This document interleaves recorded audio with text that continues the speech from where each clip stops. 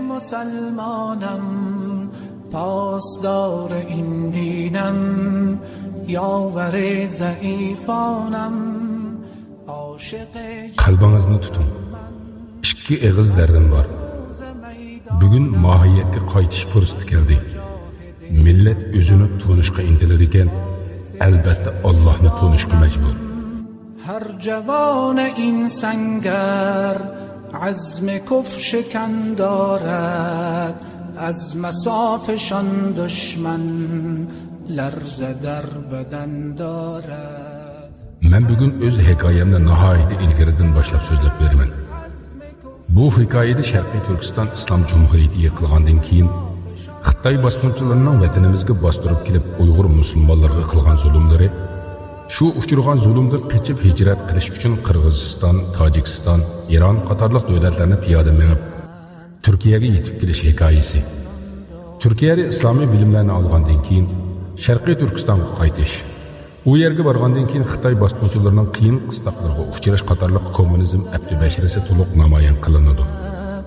صبر کن صلح شورا عاقبت زما گردد.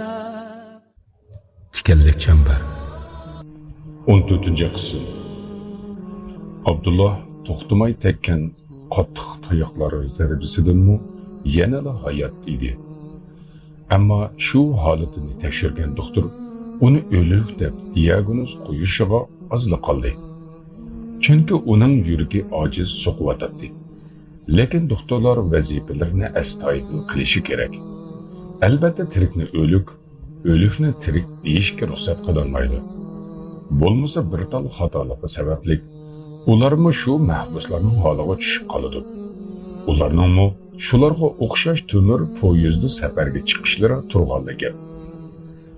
Doktorlar tarafidan Abdullahning tekshirishni beshidan kechirdi. Bu bo'layotgan hamma voqealikni qo'liqi bilan angladi. Xalta kiygan mahbuslarning ko'pinchisi qamchilanib minib, kulrang soqchi mashinasiga chiqarilayotdi. Ulardan hech qanday ovoz chiqmaydi. Harbiylarning ovozi bo'lsa, hamma yerni bir olgan edi. Mashinalar sahro o'tirisidagi yig'ilish o'rnining ichiga kirdi. Uzun yo'lning bo'yida bir necha kilometrga suzilgan egiz tamlar ko'rinib turadi. Bu tamlar sirlangan. Egiz tamlarning tuvidan yo'lgacha bo'lgan orliq 20 qadamcha keladi. 20 qadamning har bir qadamida tikanlik sim tortilgan. 20 qator tikanlik simdan mushukning amon o'tishi mumkin emas. Tamlarning ichi tarafidanmi teshiga o'pma o'xshash qilib to'silgan. Tamning qinliqi bir g'ulashdan kam emas. Har 20 qadamda bir kuzatish uyi. Kuzatish uyining ichida qurol ko'targan askar burkutga o'xshash atrofni kuzatyapti. Tam orqasidagi soqchi mashinalarining temir ko'zuklarida buklanib yotgan chala o'lik odamlar hali ham bilishmaydi. Siyosiy va milliy kimligi bo'lmagan yangi qurbonliklar edi. Ular endi bu tamlarning orqasidagi butun insoniyat ko'zidan yoshiringan azobli hayotni ko'radi. Yo'q, balki yashaydi. Odam bolasi ko'rmagan ba'zi qiynashlar ana shu yerning ichida. Yig'ilishlarning bir tarafiga bir xil o'lcham bilan bino selingan bo'lib, ko'rinishda mahbuslar uchun yotoq binosi selingandek edi. Binodagi kamerlarning cho'nkichikligi bir xil. Kamerlarga numar qo'yilgan. Undan boshqa yig'ilish o'rniga va binolarga numar qo'yilgan. Masalan, birinchi numurliq yig'ilish o'rnini olsak, u yig'ilishda 20 dona yotoq binosi bor. Har bir binoda 1000 mahbus o'rinlashtirilgan. Bu deganlik 2 qavatli binoda 500 karvat bor deganligi. Bir yig'ilishda 20 ming mahbus so'langan bo'ladi. 01 04 0752 2 ko'rinib turgandek 2 numar 0 va 4 yig'ilishning, ya'ni turmaning numeri. Keyingi 2 numar 0 va 1 binoning tartib numeri. Keyingi 4 xonaliq numar yotoqning numeri. Oxirgi 1 xonaliq numar binoning qavatini bildiradi. Her bir mahkumga ana shundoq numur qo'yiladi. Bu numur besilib mahbuslarga tikilgan maxsus kiyimlar bor. Kiyimning rangi kulrang, qora yoki yo'lliq bo'ladi. Kiyimdagi numurlarning o'chib ketishi yoki yo'qolib ketishi mumkin emas. Yig'ilishda mahbuslarning ismlari bo'lmaydi.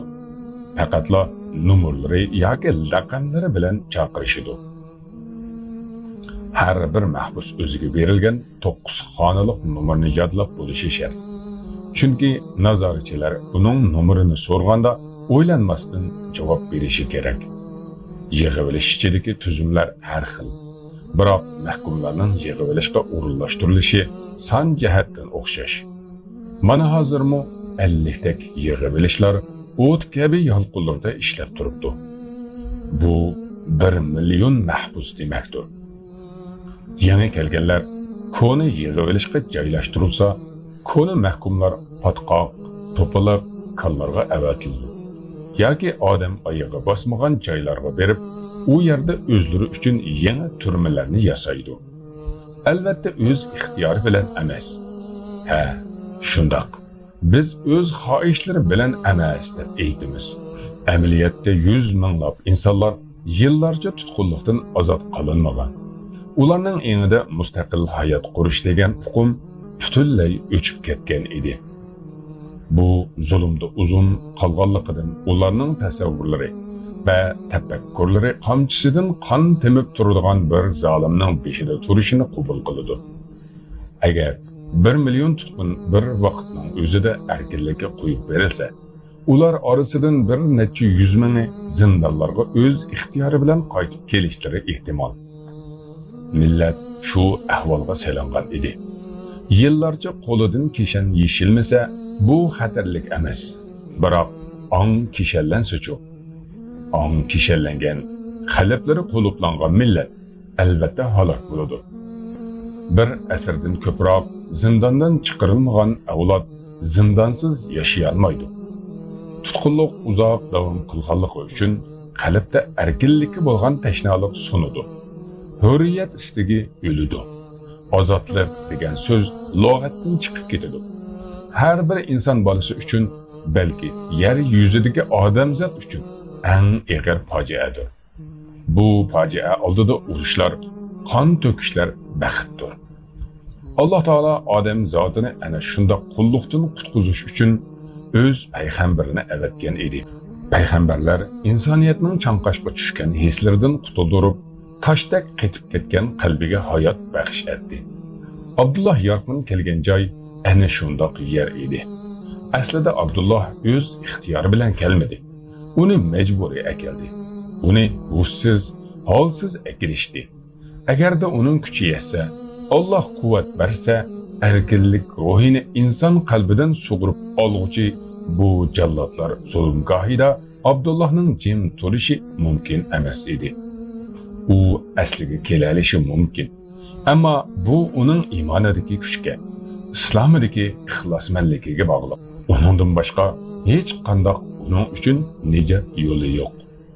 Bu zindon o'tir asrlar uslubida qurilgan bo'lib, 10 g'ulash cho'nqurlikdagi pastga bir kishi sig'adigan sanduqda ostidagi kamerga bir odamni bir esildirib tushiradi. Zindonning qorong'uligiga ko'zlar ko'nib ketgan bo'lib, bu yerda suv bor. Turba tortilgan. Sudan ichish, yuyinishga bo'ladi. Hojat uchunmi sharoit bor. Nijosatni suv bilan tozalashga ham bo'ladi. Bu yerda ikki mahbus bor. Birining yeshi 100 dan eshib ketgan bo'vay. Chach saqli op-oq. Yelkisi mukchaygan bo'lsa-mu, suyaklarining yirik ekanligini bilish tas emas. Saqli uzun o'sib, ko'ksini yoqqan edi. Uchisida maynatlashib, qirdak bo'lib, rangi o'ngigan kiyimlari. Bo'vayning xizmati uchun yeshi 40larda yana bir mahbus. U usta qimorvoz ekan. Lekin turma boshqaruvchilar bo'vayni qiynalmasin deb bu xizmatchini o'rinlashtirmagan. Balki boshqa maqsadda bu qimorvozni maxsus bo'vayning yeriga o'rinlashtirgan. Bu haqda keyinroq bilib olamiz. Bo'vayning ismi Haqnazar. Qimorvozning ismi Abdusami. Uningga Haqnazar ota shu ismni qo'ygan. Buningmi o'ziga tushliq tarixi bor. Bu turdagi zindonlar va hamma yig'ilishlarda uchraydi. Odatda bu joyga sulanganlarning soni 10 nafardan oshmasligi lozim. Chunki bu zindonlar yangi kelgan mahbuslarning makoni. Bu o'ringa hukm qilinganlar o'z ideyasidan qaytib taslim bo'lsa, yo'riqlikka chiqarilishi mumkin yoki umr bo'yi shu yerda yashaydi. Bu zindonga 15 kunning oldida yana bir mahbus keltirildi. U chala o'lik edi. Bedenining saq yeri yo'q. Beshidan putigacha ko'kirib qaraygan. Pastda nafas elayotgan. Yuzi qonga melangan edi. Soqchilar uni yuqoridan pastga do'ngmilatishdi. Abdusami qarab turibla qoldi. Keyin u haq nazar oti bilan mahbusni yuvishdi. Mahbus Abdullah Yorqin edi. Haq nazar ota Abdullahni tashirdi. Hayron qolarligi uning so'ngaklari sunmagan. Biroq u xeli vaqtgacha behush yotdi. Mehmonning holatiga qarab uning zulm ko'rganini bilish qiyin emas edi. Abdullah hushiga keldi. O'zini kutayotganlar bilan tanishdi. Abdullah 5 yil shu qorong'u zindonda qoldi. Zindondagi har bir kunni tasvirlash, ujur-bujurlarigacha aytishning ahamiyati yo'q. Abdullah turma ichida jazo o'taganida biz u yerdagi voqealarni hikoya qilib yozgan bo'lsak, kishilarni o'ziga jalb qilgan bo'ladi. Chunki u yerda har kuni minglagan baxtsizliklar sodir bo'ladi. Musulmonlar o'ltiriladi. Kimlardir nimalarni o'g'irlab qo'lga tushirdi. Yana mahbuslarni yer tegiga majburiy kirgizdi. Yuzlab mahbuslar tuproq ostida qoladi. Qarish yomg'ir demay, shundoq ig'ir ishlarga majburlaydi. İnsanlar o'z qadr-qimmatini unutib qolgan. Hayoti kulrang tusga kirgan, 5 a'zolari holsirgan.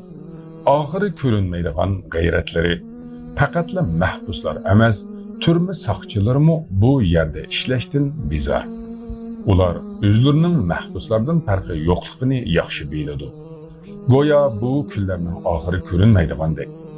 Mazlumlar o'z beshi ustida turgan zolimlarga qaraydi. Junguning qudrati hammaga ma'lum.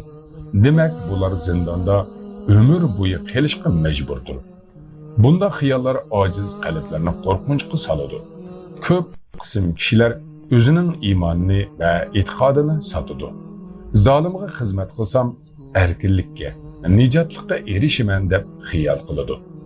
Oxirida jahannam bir olgan faryodlar, qalblarni egallagan qorong'ulik, xiyollarga bog'langan qulluq, ochiq alamga aylangan hayot millionlagan insonni oxiri ko'rinmaydigan qiyoga tashlaydi. Rabbim sizlarning bu qiyinchiliklaringlarni osonlashtirsin. Mushu kichikina qilgan amallarimizni Rabbim ixlos bilan qilg'ili nasib qilsin va Rabbim qabul qilsin. Qiyomat kuni foydamizga hujjat qilib bersin. Amin. Ular kimdan nijot kutishni bilmaydi. Shayton kabi zolimlar qo'llaridagi huquqi bilan qalblarni parchalab, ularni abadiy azobga giriftor qilishni xohlaydi. Mening otam Haqquli Begdur milodiy 19-asrda Xitoydan mustaqil bo'lgan 7 shahar davlatining asoschisi G'ozi Muhammad Yaqub Beg badavlatining o'g'lidir. G'ozi Muhammad Yaqub Beg badavlat Qo'qon xonligi tarkibidagi Piskent viloyatida tug'ilgan. U mahir sarkarda bo'lib, e'tiqodli inson edi. U islom dini uchun, musulmonlar uchun, ummat himoyasi uchun ko'ksini qalqon qilib chiqqan buyuk shaxs bo'lgan. Haqquli Yaqub Beg G'ozining kenji farzandi, men bo'lsam Haqquli Begning kenjisiman. Dadam Xitoy davlatiga qarshi urushda musulmonlar uchun, islom uchun jang qildi. Xitoy dadamni yengolmadi, kuchi yetmadi. Haq nazar otining hikoyasi Abdullahga yaqin tarix sirlarini aytish bilan boshlandi. Xoinlar dadamni zaharlashdi. Yaqub Beg G'ozi Turkiya sultoniga elchi avatdi. Angliya xonishi bilan aloqa bog'ladi. Dunyodagi butun qudratli davlatlar bilan teng darajali kurashga tirishdi. U lashkarni mustahkamlab, davlatni saqlab qolish uchun ko'p tirishdi. Biroq islom ojizlashib ketgan edi. Turk sultonlari bo'lsa, to'xtamay almashtirilib, bu islom olimining yegona tayanchisi yemirilib ketayotganligiga dalolat edi.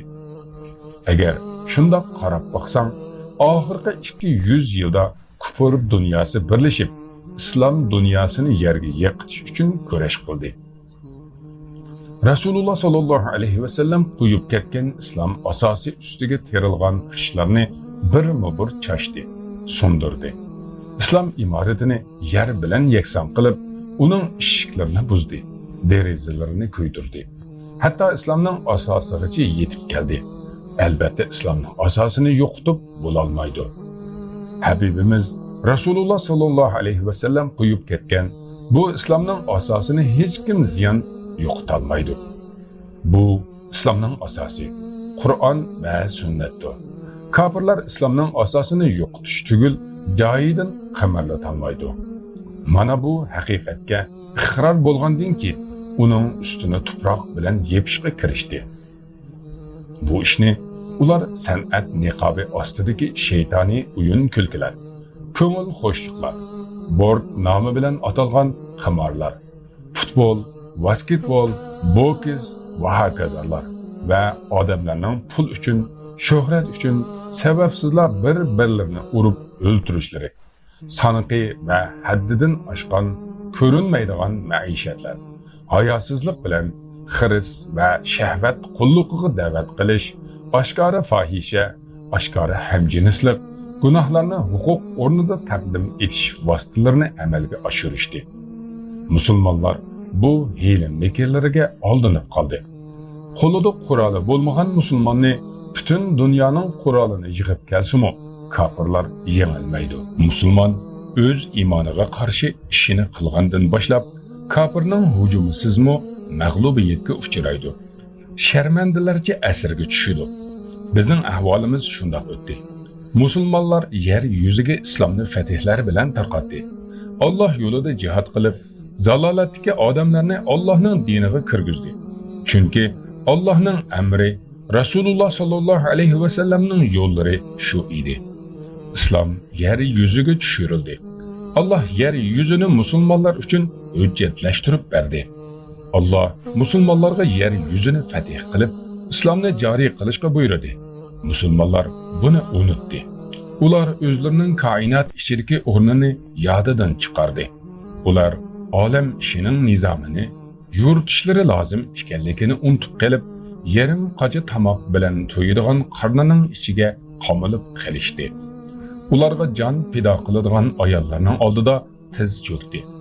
Oyoqlari ostida zarra qadri topolmaydigan boyliqlarga bog'lanib ketdi. Alloh bizni shuning uchun jazoladi. O'ylab baqsang, otang bir uyni hadiya qilsa, shu uyda sen va bolalaring, avlodlaring yashaydi. Sen uni qo'g'dab qol deb buyruq qilsa, sen nima qilasan? Avval uyning hamma burjaklarigacha qarab tunib chiqsan. Buzilgan yerlar bo'lsa o'ngshaysan yoki buzib qaytadan qurashtirsan. Uyning hamma taraflarini bilib chiqsan. Ko'zingni yumib turib, uyning xohlagan nuqtasiga bora olasan. Alloh yer yuzini musulmonlarga uy qilib berdi. Nima uchun musulmonlar yer yuzida uygunishni to'xtatib qo'ydi? Nima uchun tog'larni, o'rmonlarni, cho'llarni, sahrolarni o'rganmadi, tadqiq qilmadi? Alloh taolo Iskandar Zulqaynga yer yuzining podshohligini berdi. Iskandar umr bo'yi imkoni bo'lmagan yer ustisini yoki ostini, balki suvning turlarini o'rganib, o'zida ilm hosil qildi. Iskandar imkonsiz yerni, balki koinotdagi yulduzlar, ularning joylashish o'rinlari xususida ta'lim oldi. Biz Muhammad sallallohu alayhi va sallamning osiy ummati nima qildi? Tafriqaga berildik. Yer yuzida qiladigan olam shumul ishlar qilib, o'z aro baslashish bilan mashg'ul bo'ldi. Allohning zotini bilish imkonsiz. Uningga iymon keltirmak shart va salom. Rasululloh sallallohu alayhi va sallamning sunnatlari yerdagi hikmatlarning hammasiga yetib bo'lmaydi. Biz nima qildik? Biz Alloh qayerda deb tartishdik. Biz Allohning quli bormi yo'qmi deb tartishdik. Biz Allohning yuzi bormi yo'qmi deb tartishdik. Biz sunnatga agishimiz, bizga mazhab kerak emas deb tartishdik. Biz bu tartishishlar bilan 1000 yil banit bo'ldik. Halbuki Alloh bizga shularni buyurganmidi? Bizning iymonimiz qanchalik ustun bo'lib ketdiki, Alloh buyurmagan ishlar ustida, natijasi aniq bo'lgan masalalar ustida talash tartish qilamiz. Ümmetning yulduzları var. Bu yulduzlar sahabalardır. Sahaba tabi'inlardır. Tabi'inlardır. Salaf salihinlardır. Biz ularga gap sözsüz əgişimiz. Elbette ular Allah'ın sözüge, Peygamberinin yoluga qandaq əgişini yaxşı bilirdi. Biz bolsaq, bu işler hakkında oylap baktıqmı? Ularning hayatlarını ügenmeymiz. Biz özümüz bir yaxtı qilib, özgelerini munazir qilamiz. Goya bizning sözümüz bilen Allah odamlarni cennet, cehennemge hüküm kılıdığandek görürüz. Özümüz ilim alsak, belekimizde güç yok. Belekte güç bolsa, aklımız boş. İbadet kılsak, dünya işlerini unutuyuz. Dünyaya berilip, ibadetlerimiz suslaşıdır. İrademizni tavlaştın aciz, imanımız üstüden işleştin, zayıf bir ümmet olduk. Halbuki sahabelerinin hemmesi erkek idi. Ular jang meydanida mujahid, ibadette abid, dünyada zahid, ilimde alim idi. Amelleri güzel, yüzleri nurlu, kalpleri de Allah zikri cüşkullab turgan zatlar. Biz kim bulduk? Abdullah, biz mazlum bolganligimiz üçün cevap vermeymiz deb xotirjammiz. Halbuki bizni mazlum qilgan öz amellerimiz emasmi? Rabbimizden üzülüp, onun farzlarida sutkeşlik qilganimiz üçün xarlıq çaqığa yıkılmadık mı? Dinimizde ahlak, ahlakımızda din kaldı mı? Sözlerimiz haddiden ziyade köp, emellerimiz haddiden ziyade kem. Sözlerimiz töpüge ösüp bargan sıra, emellerimiz yerge kirip barmakta. Abdullah, qene aşı ümmet, la ilahe illallah, degine de jürki köpüldep, lerzige keledigan qene aşı ümmet. Namazga qayım turganda, Şamda ketip kalıdığan qene aşı ümmet. Rozu tutqanda aşqazını emas, tilimi, közümü, qoluqımı, qalbimi rozu tutuduğan qene aşı ümmet. Dünyanın bütün meliğe egi çıksa, bir zakatqa yetküdek nersinimi qoluda saklamaydıgan qene aşı ümmet. Allah'ın üyü Mekkini tavap qılıman mı deb közlerden yaşları bulaq bulup akıdığan qene aşı ümmet.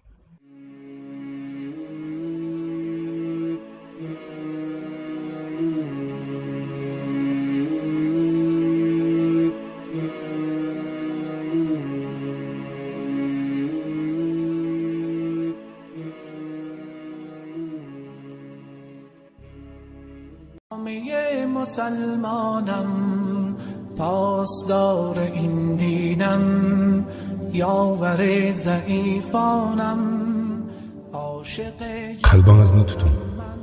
Ikki eg'iz dardim bor. Bugun mohiyatga qaytish fursati keldi. Millat o'zini tunishga intilar ekan, albatta Allohni tunishga majbur. هر جوان این سنگر عزم کفر شکن دارد از مسافشان دشمن لرزه در بدن دارد. Men bugun o'z hikoyamni nihoyatda ilgaridan boshlab so'zlab beraman. Bu hikoyada Sharqiy Turkiston Islom Jumhuriyati yiqilgandan keyin Xitoy bosqinchilarining vatanimizga bostirib kelib Uyg'ur musulmonlarga qilgan zulmlari, shu uchirgan zulmda qechib hijrat qilish uchun Qirg'iziston, Tojikiston, Eron qatorliq davlatlarni piyoda minib Turkiyaga yetib kelish hikoyasi. Turkiyada islomiy bilimlarni olgandan keyin Sharqiy Turkistonga qaytish, u yerga borgandan keyin Xitoy bosqinchilarining qiyin qistoqlarga uchrash qatorliq kommunizm abdubasharasi to'liq namoyon qilinadi. صبر کن صلح شورا عاقبت زما گردد.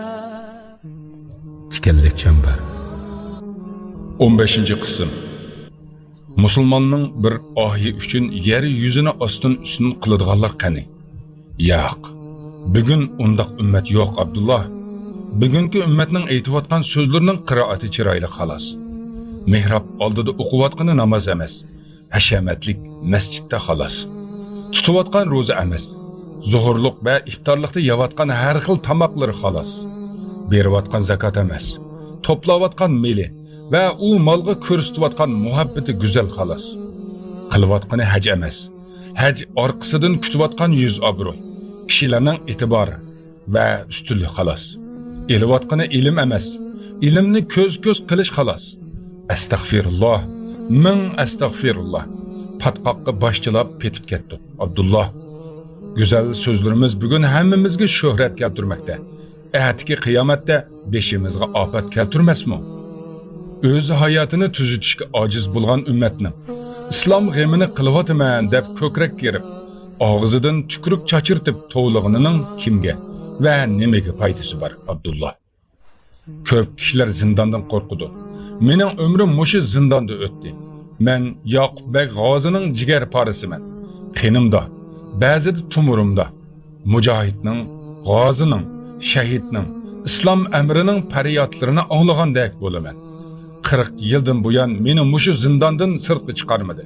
40 yilning yoqi kechi bilan kunduzning farqini bilmay yashadim. 40 yildan beri umrimni mushu chiroq nurida zikr va ibodat bilan o'tkazdim. Men Allohimga meni xorlama deb duoni ko'p qildim. Allah meni xorlamadi. Meni kofirning tayiqidan, haqoratidan omon saqladi. Shundaqla jismimdagi qalbimning ichida bir yolqin yanadi. U yolqinning tepdi. Shu yolqinning yo'riqi yer yuzini yo'rtolmasmi? Qabrimni yo'ritishidan, oxiratda yuzimni yo'ritishidan umidvorman. Abdullah, har kim uchun Alloh bergan bir yo'l bor, bir taqdir bor. Har kim o'ziga berilgan taqdirni yashaydi. Alloh hayotni, olamni hikmat bilan yaratdi. Musulmon har ishni hikmat bilan qilmoqi joizdir. Sen kofirga qarshi mustahkam turman degan xiyol qilgan eningdan boshlab o'lgan kuninggacha halokatga qarab yuzlanasan. Chunki sen nafsingni Allohning oldiga elib chiqding. Agar Alloh omonlik bermasa, qandoq qilib nijotlikka erishishing mumkin bo'lsin? Iblis alayhillani qiyomatga qadar kufrda sabit turdi. Bu bir qaysarlik bilan ching turish. U o'z ibodatiga g'urur qildi. Senmi islomda, iymonda mustahkam deb boshqalarni malomat qilib halok bo'lmag'aysan. Biz hech qachon nafs ofatidan amonda emasmiz. Biz hech qachon shaytonning vasvasidan qutula olmaymiz. Qalbimizni, nafsimizni har kuni, har minut isloh qilib turishga majburmiz. Agar zarrachilik faxrlanish, zarrachilik kibrni his qilsang, uni o'ldir. Aytilayotgan so'zlar, qilayotgan amallaring o'zingni tunish, o'zingni ustun qilish uchun bo'ladi ekan. Darhol Allohga istig'for et, kechirim so'ra. Bo'lmasa sening butun umringda qilgan xayr ishlaring oxiratda hech qanday foyda bermaydi.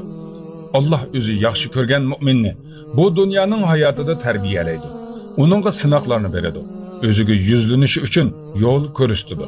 Shuning uchun beshingdan o'tayotgan bu imtihonlarni Allohning fazli deb qabul qil. Abdullah, bilginki Alloh al-Adildir. U imonliq bo'lsin yoki imonsiz bo'lsin, bandaning beshiga tinimsiz ravishda ofatlar, musibatlar yog'diradi. Har qanday musibatdan keyin qalbga taskin beradigan xursandchilikni taqdim qiladi. Mu'minlar uchun har qiyinchilikdan keyin ikki osonchilik bo'lishi shubhisizdir. Abdullah, bilginki banda hargizmi o'z amali bilan Allohning rahmatiga erisha olmaydi. Barcha ish Allohning fazli bilandir. Bugun o'zini musulmon deb hisoblaydigan har bir inson avval o'z iymonini mustahkamlashi, ilm hikmat bilan o'z nafsiga qarshi kurash qilishi, keyin ummat g'amini qilishi lozim. İnsanning qalbini Rasululloh sallallohu alayhi va sallam Allohning ikki barmoqi orasidadir deb aytgan. Qalb so'zining lug'at ma'nosimi oylanib, o'zgarib turg'ichi demakdir. Alloh insonning qalbini ikki barmoqi orasida oylantirib turadi. Shuning uchun biz ay qalbni oylantirib turg'ichi zot, qalbimni diningda mustahkam qil. Ay qalblarni ishlatguchi zot, qalbimni toating uchun ishlatgin deb duo qilishga buyurildi. Qalbingga diqqat qil. Agar uni Qur'onsiz qoldirsang, namozsiz qoldirsang, zikrsiz qoldirsang, u o'ladi. O'ladiki, tirildirish baq mushaqqat. Luqman Hakimdan so'radi: "Siz bu go'zal xuluqni qanday qo'lga keltirdingiz?" Luqman Hakim aytdi: "Bad xuluqlarning qilgan ishlarining aksini qildim. Shuning bilan xulqim go'zallashdi. Amallarimizni tuzash uchun atrofimda aynaklar ko'p.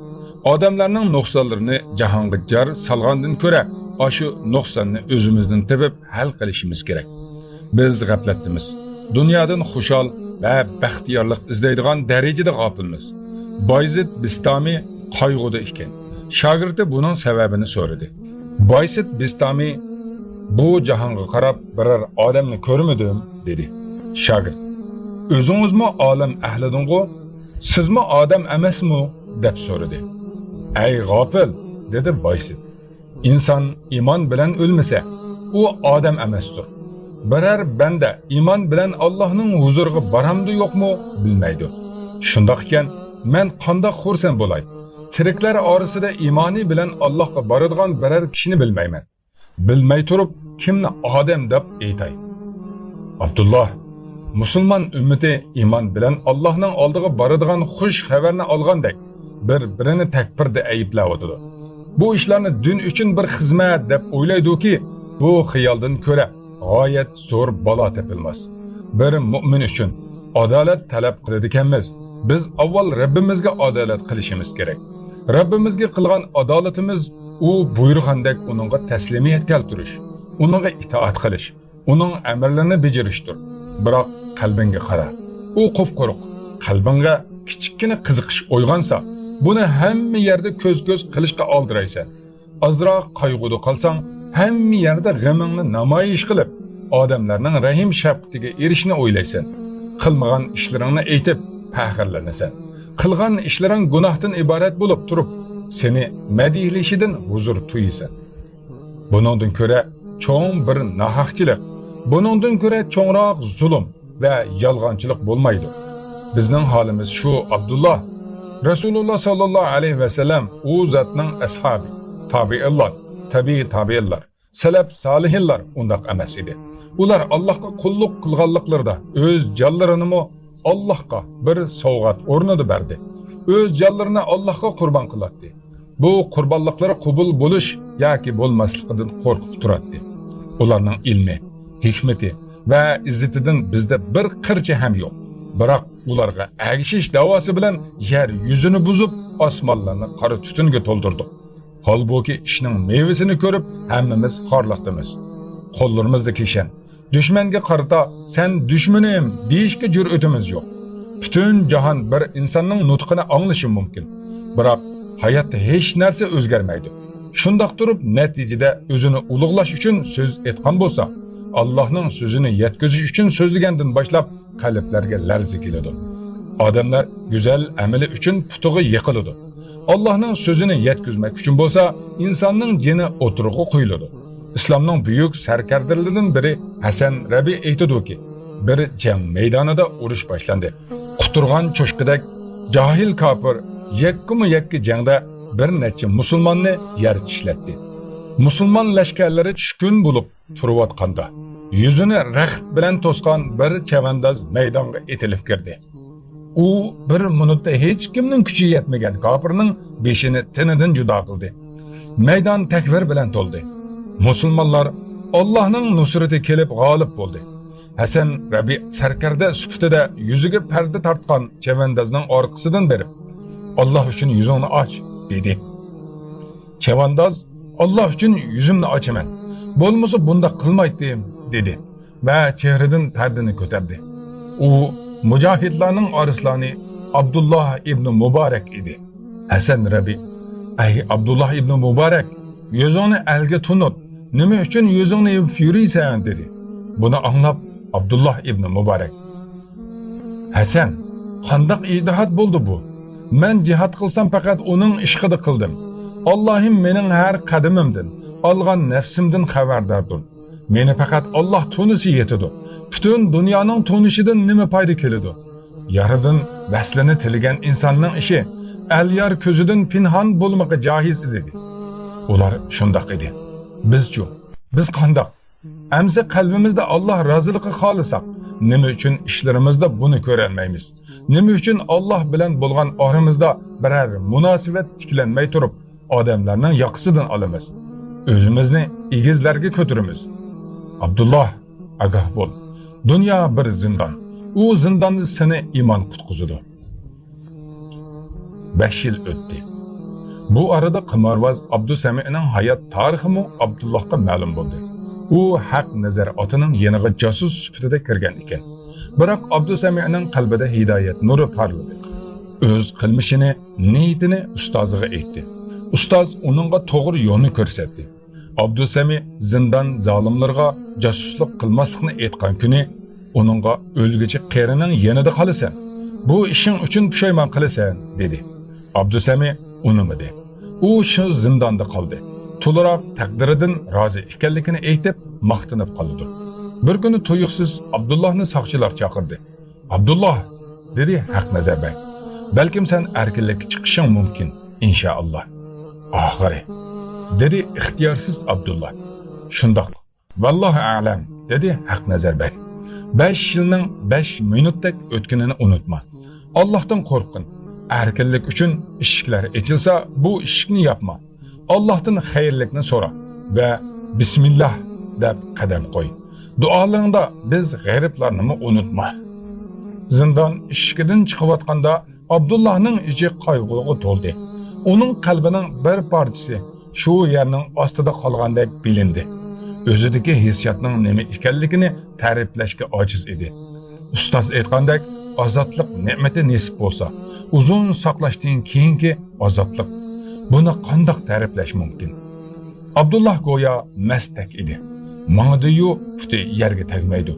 Ko'zlari uchuq, hech narsani ko'rmaydi. U hozir 5 yilning oldidagi o'tdek qizg'in, soyidek jo'shqin Abdulloh emas edi. Hozir to'pidek eg'ir edi. Ichki dunyosida g'alita bir tushuniksiz do'lqinlar ko'tarilsa-mu, teshida bir tal tukimi qimirlab qo'ymaydi. Ular turgan zindon turmaning eng chetida ekan. Uning yuqorisidagi yo'l tarafga chiqishi bilan dunyoning shamili tegdi. Saqchilar varqirab jarqirashlari va so'kilishlari anglandi. Meni verib texmi yuqoriga chiqdi. 10 minutdek mangdi. Bir necha derazalardan o'tib, palampaylar bilan zemin ustiga chiqdi. Oxiri qandoqdir bir uyning eshigi oldida to'xtadi. Abdulloh atrofga tushuniksiz nazar soldi. Uning uchun qiziqdek bir narsa ko'rinmadi. Saqchi ishkirga kirishga ruxsat olgach, Abdullohga kirishni buyurdi. Ichi nihoyat cho'ng uy bo'lib, o'ng tarafida jigar rang eshik ko'rindi. Shu ishxonada o'ltirgan bir necha maxsus kiyimli xodimlar eshikka ishora qilishdi. Abdulloh eshikni ixtiyorsiz taqildatdi. Ichidan "Kiring" degan ovoz keldi. Abdulloh eshikni ochib, ishkirga qadam bosdi. Chiroyli uy, tomlari sariq rangli. Tomlarga qandoqdir suratlar esilgan. Javanda kitoblar tizilgan. O'rindiq va ustal bak sirliq yasalgan. Ustalning to'rida so'lasiz bir Xitoy. O'ng tarafda yana bir Xitoy. Yana 5 ga yaqin odam uni kutayotgan ekan. "Keling Abdulloh yaqin", dedi Xitoy kulib turib sap turk tilida. Abdulloh hayron qoldi. Bu o'rinda kulimsirash kerak edi. Biroq Abdullohning lavlari tabassumga harakat qila olmadi. Yuzi kulkini izlab topolmadi. Shuning uchun u faqatla beshini silkib qo'ydi. "O'ltiring", deyishdi mehmonlar mulozimat bilan. Abdulloh o'ltirdi. Qo'lining barmoqlarini kirishtirib, qushumini turib, oldidagi odamlarga qaradi. "Yaxshimisiz Abdulloh bey?" deb hol ahvol so'radi to'ridagi Xitoy. "Mening ismim Likago. Li desangizmi bo'ladi. Siz bilan ko'p ishlarni paranglashimiz kerak." Abdulloh o'ylanib, "Bo'ladi", dedi. "Haqiqatan qorong'u zindonda 5 yil hech yerga chiqmay o'ltirish oson emas", dedi hamdardlik bilan hamkorlashquchi. "Zindon qistonmi?" "Odam ko'nidi", dedi Abdulloh past ovozda. "Putlarni uyushib qolsa kerak. Uyushgan putlarni yumshatish uchun mengib turish kerak. Siz siqilmang", dedi xushallik bilan hamkorlashquchi. "Qani menga ayting, qilgan jinoyatingizni chunqur o'ylab ko'rdingizmi?" dedi. "Qaysi jinoyat?" "Ha, o'ylab ko'rdim." Hamkorlashquchi Li uni ma'qullab beshini langishdi va "Pushaymon qildingizmi?" deb so'radi. "Biz sizga qandoq ishonsak bo'ladi?" dedi Uyg'ur kishi. Abdulloh endi beshini ko'tardi. Uning yuzini, uning ko'zining ichini to'ldirgan xotirjamlikni uni anglayotganlarimi ko'rishdi. "Pushaymon qildim. Jinoyatlarim uchun pushaymon qildim", dedi Abdullah ishonch bilan. Biz sizga qanday ishonamiz, dedi Uyg'ur kishi. Uning haqiqatan Uyg'urligi bir og'iz so'zidan ma'lum edi. Qo'limizdagi ma'lumotlarga qaraganda siz aybliguchi sotda o'zingizni aybsiz deb jadal chiqargandingiz, deb davom qildi. Abdullah uningga kulib qaradi. 5 yillik zindon hamma narsani tushunish uchun yetadi. Hamkorlashuvchilar, dedi. Li ikki mulozimga. Bizni Abdullah Yorqin bilan yolg'iz qoldirib. O'zimning gapim bor. İki mulozim chiqib ketganda Li o'rnidan turdi.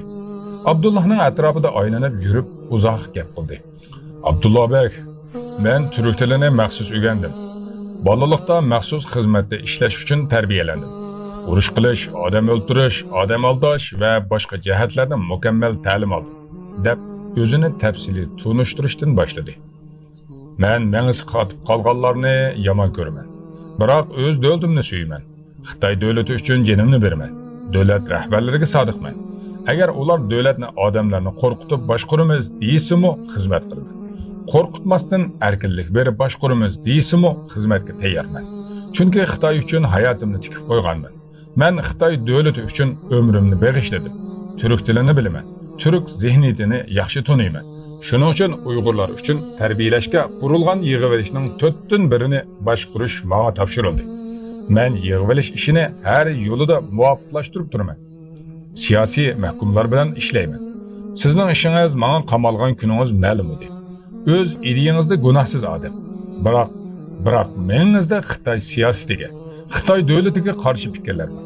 Bu birinchi jinoyat. Ikkinchidan, ota-bobangiz Xitoyga qarshi urush qilgan, qon to'kkan. Irsiyatingizda bizga qarshi kayfiyat va bo'ysunmaslik yo'shiringan. Ana shu sababdan sizni zindonda qamab, umringizni chiritish uchun yetadi. Sizni Yoqub bey G'ozining navrisi bilan bir joyga men qamatdim. Bilamsiz, nimishqa? Menga haqqini o'lgicha talab qiladiganlar yoqdi. Ularni hurmat qilaman. Undaq mard insonlarni bag'rimga qattiq quchoqlab, yuzlariga so'yib, keyin og'ritmasdan bor zar bilan o'ltirishni xohlayman. Chunki ular hurmatga loyiq. Ular uchun bosh kiyimni selishga ham arziydi. Sizning ishingizni menga topshirgan edi. Haqnazar bagning yanida o'ltirishingizni xohladim. Fursat kelsa suhbatlashkim bor edi. Biroq ishlarim ko'p. Millionlab odamlarni qamashim kerak. O'liklar majrosini hal etishim kerak. Davlatimiz raisi menga katta ishonch bildirgan. Nemishqa siz o'zingizni aybdor deb atashga boshladingiz? Ya ustimdan kulib otamsiz. Qanday qilib jeni bo'g'zidan chiqaman desa ham aybini tan olmagan odam. Bugun men jinoyatchiman deb o'ltiribdi. Abdullah o'rtoq Liga tikilib qaradi. To'g'ri topmadingiz janob Li, dedi janob so'ziga urg'u berib. Sizning xohishingiz meni jinoyatchi sifatida ko'rish edi. Shuning uchun o'zimni jinoyatchi deb tan oldim. Ajab mantiq, kuldi Li. Biroq sizning zehniyatingizda bizni mustamlikchi degandek g'arazlar chiqib turibdi. Sizningcha biz zolimlarmi? Yo'q. Biz yashash uchun kurash qilayotgan odamlarmiz. Biz nima uchun islomga, musulmonlarga qarshi kurashimiz bilasizmi? Chunki biz kurashmasak islom bizga qarshi kurashadi. Islom bizni yutib etadi. Buni tarix ko'rsatdi. O'zingiz yaxshi bilasiz. Shundoq ekan musulmonlarni qamoqqa qamab, yer yuzini islomdan qutqizamiz. Musulmonlardan tozlaymiz. Ba'zi millatlar yer yuzida ortiqcha. Ayniqsa turklarda, ayniqsa Uyg'urlarda. Tarixda Xitoyga 2 qatim yurish qilingan. Birinchi qatimqi yurish Iskardan Zulqarnayn. İkincisi Chingizxonga tegishli bo'lgan. Uchinchisi jur'at qilgan odam kim edi? Bilamsizmi? Bilasiz, u Amir Temur edi. Qolgan yurishlarni men urush deb hisoblamayman. Xitoy o'z dushmanlarini bir pulab havoga uchirdi. G'ayratga Temur yo'lida o'ldi. Aks holda Xitoy taqdiri xatar ostiga tushayotgan edi. Siz Uyg'urlar shundoq millasizki, bak qaysarsiz. Avval Yoqub bey G'ozi, keyin Alixon To'rining harakati. Xitoy bak katta kuch bilan Uyg'urlarning ruhini o'ldirishga intildi. Lekin sizlar bu ruhni saqlab qelyapsizlar. Birla Alixon To'rida nihoyat cho'ng kuch bor ekan. Ruh kuch. Biz sizlardan orangizda xoin bo'lmasa yengilmasdik. Uyg'urning ichidan chiqqan xoinlar bizga chin dilidan xizmat etgan. Biz hukmronlikni qo'ldan bermaymiz. Bunisi aniq. Xoinlarni ko'pchilik yomon ko'radi. Yaxshi tarafimi bor. Ular qayta xoinlik bilan ayblanmasligi uchun bor kuchlar bilan ishlaydi.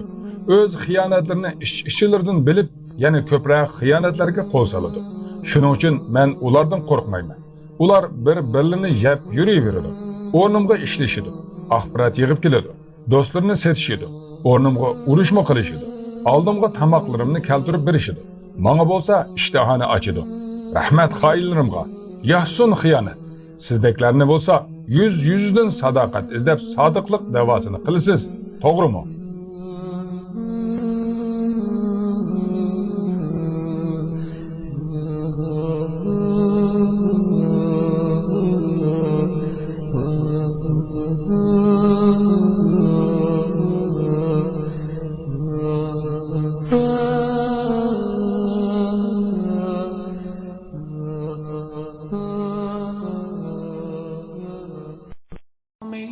مسلمانم پاسدار این دینم یاور ضعیفانم عاشق qalbingizni tuting.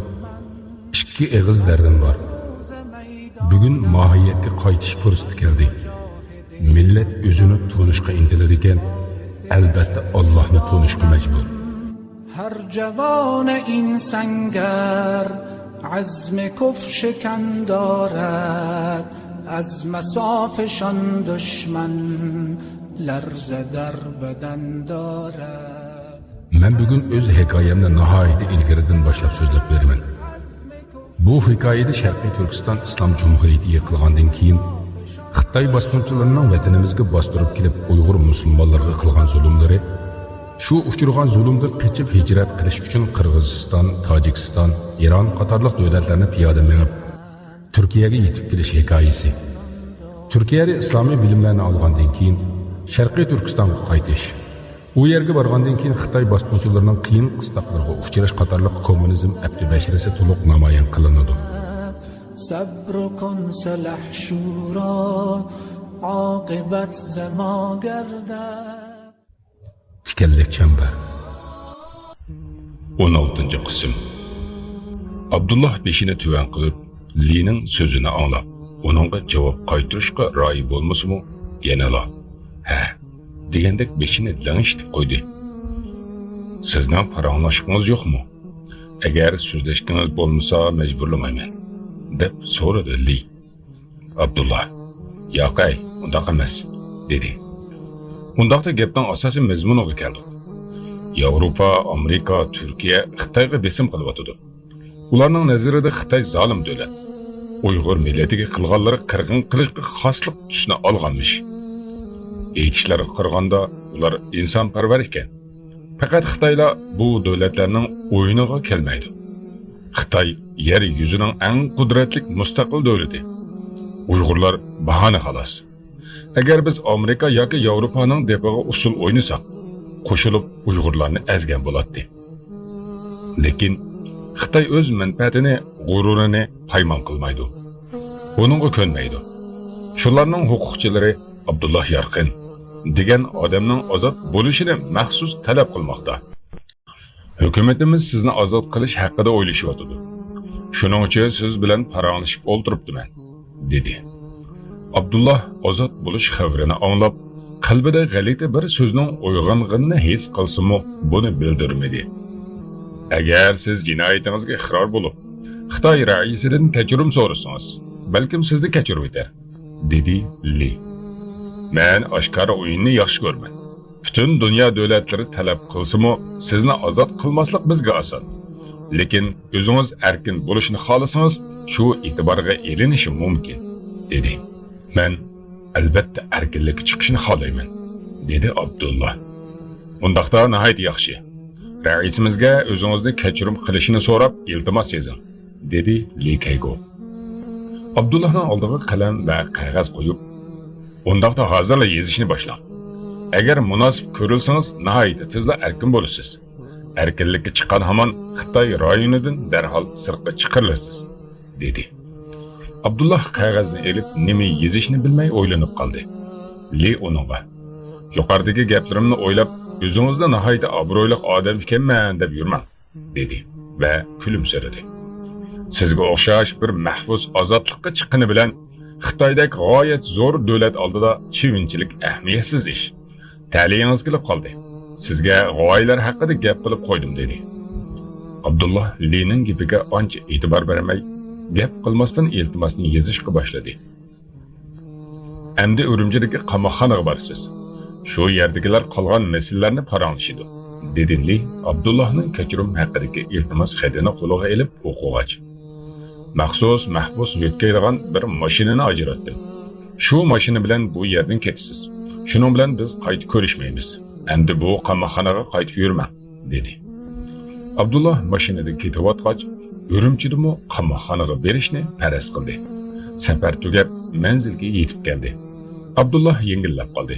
Uni ma'lum bir ma'murlar bino hovlisiga elib kelishgan edi. O'ti o'chirilmagan mashinaning tumuri qabzidan Abdullahni tushirishdi. Hovla to'tburjaklik. O'tirda yeshil chimliq, gullar, yerga marmar parchalari qo'yilgan. Kichikgina ko'lchakmi bor. Ko'lchakning o'tirsida qizilga bo'yalgan ejderha osmonga qartilgan bo'lib, uning ochiq eg'izidan suv chechib o'tadi. Hovlida minib yurgan kishilarning ko'pinchisi harbiy va soqchilar formasini kiyib olgan edi. Bino uzun shaklda bo'lib, 3 qavatli.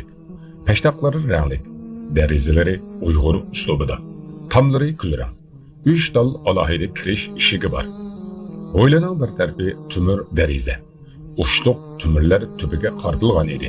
Havo nihoyat salqin. Abdullah to'ngibmi ketmadi va isitma qolmadi. Biroq putlari va dumbisi azroq to'ngib turib 24 soatdan ko'proq yo'l safari albatta uni charchatgan edi. İnsan odatda qatma-qat musibatlarga uchraganlik uchun uning ichki dunyosida kurashchanlik, yengilmaslik ruhi kuchlanadi. Hatto jism o'ziga kelayotgan hujumlarga nisbatan haddidan ziyoda holda qo'g'dashni o'ylab topadi. Bu qo'g'dash ko'proq xatardan saqlana olmasmi, zarbalarga yo'l beradi yoki ularning kuchini kesadi. Shuning uchun ko'p musibatlarni boshdan kechirgan kishilar ko'pinchisi xotirjamlikka yetishi bilan kasal bo'lib qoladi. Abdullahning oz kam 6 yil davomida beshidan o'tkazgan sinoqlar uning charchashlarini his qilmaydigan holga keltirdi. U birer qiyinchilikdanmi qiyinchilik deb bilmaydigan holga keldi. Onqur-cho'nqur yo'lda mangan ot harvisidan bakroq silkinib mangan mashinaning tumur qabizi ichida 24 soat uzun yo'lni bosqiniga qaramay, u tetik va jushqun bo'lib, vujudida harg'allik yo'q edi. Abdullahning binoning o'ttiri eshigidan ichkariga elib kirishdi. Eshikdan kirib, solga 50 qadamcha mangandan keyin yuyinish uyiga yetib keldi. "Mana bu sizning kiyimlaringiz", dedi uni ko'zitib kelayotgan qo'g'dug'ichi sap Uyg'ur tilida. O'ralgan kiyimni xaltadan olg'ach, ichida yuyinib, bu kiyimlarni almashtirib chiqing, dedi. Abdullah hech narsa demay kiyimlarni oldida yuyinish uyiga kirdi. Munchxona ichida cho'ng va uzun dos, biri oq, biri qizil rangdagi burmalar, jo'maklar, aynak, sopun, chat soqolni yasash uchun usturi bor edi. Abdullah asta qizil burmani aylantirdi. Jo'makdan avval illiq, keyin issiq suv tushdi. Suni badaniga tushirishga boshladi. Uning vujudi illiq suvni unutib qolgan edi. Terilari, ichki a'zolari yumshadi. Illiq suv jismiga shu qadar xo'sh yoqdiki, Abdullah ixtiyorsiz rohatlandi. Bu lazzat uning badanini chiroyli qilsimi, mengisiga bir xil orom bersimi, unutilgan huzurlarni uyg'otsimi, qalb to'riga yoshirilgan intiqom va o'chmanlik yo'qolmagan edi. Bu nafratlik tuyg'u rohatlanishga haqqing yo'q, dedi. Abdullah aynakka tikildi. Oldida bir odamni ko'rdi. 5 yil burunqi o'zining qiyofatini yodidan chiqargan edi. Hozir aynak oldida qandaqdir nihoyat salobatlik bir odamni ko'rdi. U tunigunga qaraganda shundoq salobatlik ediki, ko'ngil xushliklar, kulki chaqchaqlar uningga yaqinlashishdanmi ayminib qoldigandek. Chat soqolni turmada qirvatgan edi. Hozir azroq qariyibdi, lekin soqol qisqa bo'lganlikdan egiz burni ko'zga tashlanib turibdi. Qo'rg'ilari sanab olg'udek ko'rinib qolgan. Qo'l va put so'ngaklari ko'tarilib chiqqan, lekin ko'zlarda qo'rqishdan asar yo'q. Bu ko'zlarga hayajon yoki mamnuniyatni to'shqizish uncha oson emas. Yuziga qo'riq tushmabdi. Qiziq, Abdullahning o'z hikoyasining hissiyoti o'zgarmagandek, xuddi burunqidekla tuyuldi. U yuyinib bo'lgandan keyin yangi kiyimlarga qaradi. O'lchimini to'g'ri tepishibdi. Biroq ko'ylakning rangi qora ekan. Kiyinib yana aynakka qaradi. Kichikkina badaniga ko'cha kiyimlari yarashgan edi. Endi u boshqa bir tusga kirdi. O'zining ko'ziga yana notanishdek ko'rindi. Biroq yangi kiyim uning kayfiyatini chandurmasdan azroq ko'targan edi. Allohim, husnimni chiroyli qilganingga o'xshash, axloqimni chiroyli go'zal qil. Bu ko'ylaklarni faqat sening rizoliqing yo'lida kiyib tugday, deb duo qildi Abdullah. Abdullahning keyingi uchrashi uchun yana nihoyatda illiq va xushxo'ylik bilan kutib oldi. Ular 3 kishi edi. Ular Abdullahning kechirim qilinganligi uchun tabriklashdi. Abdullah u qadar xushal bo'lmadi. U bu tabassumlarning keyniga yoshirinib turadigan zaharni yaxshi taniydi. Lavlardan chiqayotgan go'zal so'zlar birdamda yo'q. Faryodlarga bog'langan neyzga aylanishi tas emas. O'ng qo'li silab turg'ini bilan sol qo'lida xanjar tutib turishimi tabiiy. Abdullah shularni xiyolidan o'tkazdi va bir soat atrofida uning bilan xushchaqchaq, do'stona suhbat bo'ldi. Mahbuslikni tugatayotgan bu inson gaplarga qisqa javob berish bilan cheklanib o'ltiraverdi. Oxiri uning bilan ko'rish uchun Turkiyadan mehmon kelgani aytildi. Bu xabar Abdullahning ko'zini chaqnatdi. Turkiya so'zi uxlab yotgan hissiyotni qo'zg'adi. Shu anda u ozodlikka chiqqandek, erkin hayotda qanday ketishni faqat xiyoliga keltirmagani esga oldi.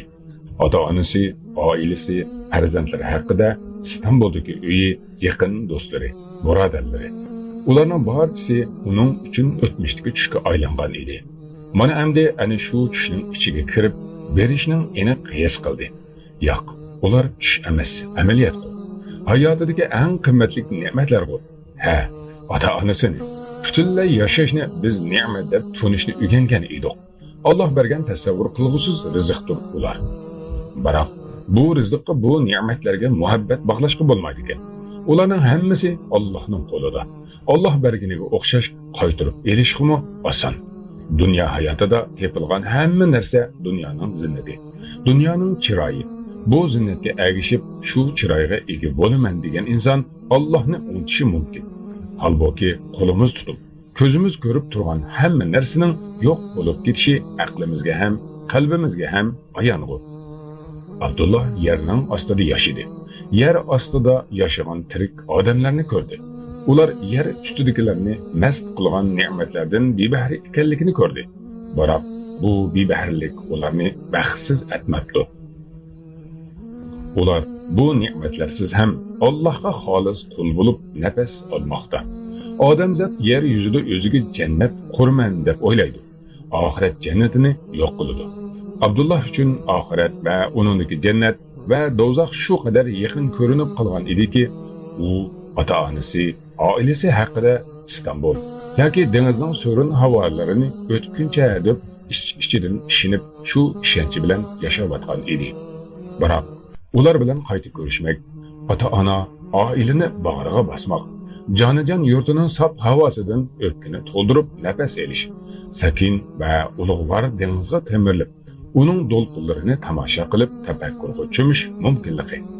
Uning qamoqda yig'ib kirgan mustahkam tuyg'ularni bir chayqatdi.